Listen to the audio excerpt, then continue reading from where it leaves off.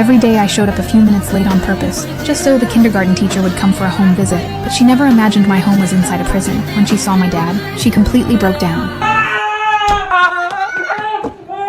Through our interactions, she realized my dad's intelligence wasn't even as high as mine, yet even so he was the one locked up in prison.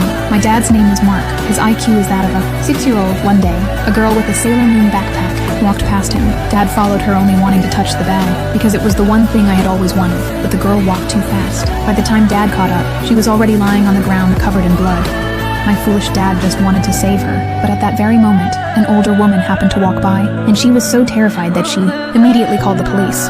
Soon Dad was taken to the station. What broke my heart even more was that the girl didn't survive and her father was the chief of police. To close the case quickly, the police used me to threaten Dad, coaxing him into confessing. He didn't understand a thing, and under their guidance, he signed a confession. In the end, the court sentenced him to death. On his very first day in prison, the warden beat him mercilessly. Dad's eyes were full of fear. He didn't understand what he had done wrong. All he wanted was to go home to see me. Later, Dad was assigned to cell number 7. The other prisoners were curious, so they read his sentencing papers. When they learned what he was charged with, they were furious. They all ganged up on him, beating him black and blue. From then on, Dad was isolated. Every time he was let out for exercise, he would just crouch alone in a corner, scribbling my name over and over.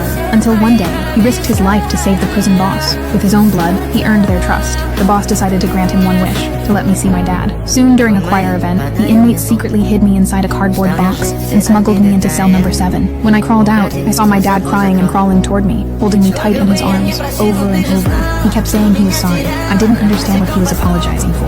I only felt how much he loved me, but our reunion was far too short.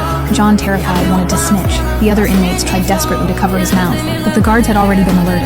I hurried to hide by the door, watching helplessly as John was about to speak the truth. All I could do was grab his hand tightly, begging him not to tell anyone. On one side was his freedom. On the other was my pitiful plea. Which would he choose?